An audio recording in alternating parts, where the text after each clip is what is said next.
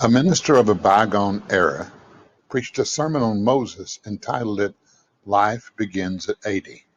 Well, that would be nice because if life begins at 80, then in a few more years I will start living. But the truth is that most of us feel that if we live to be 80, then life doesn't just start, but maybe starts to end. When Moses was 80, God looked down upon his hurting people who had spent 400 years in slavery and wanted to send them just the right leader. There were many young, strong, charismatic leaders among the 600,000 Israelites. There were many with the gift of words. There were those who would have jumped at the chance to lead for God or die trying to lead for God. God did not choose one of those brave souls.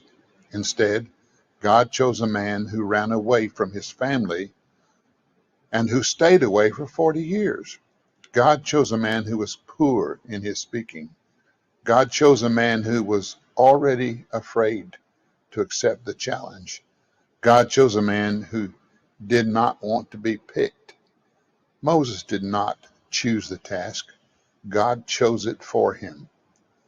Moses was not very different from many of us. God has a task for each of us. We may not want it and may resist it, but God keeps urging us. Paul urged Timothy, do not neglect your gift. We all have been given a talent, a gift from God, a calling.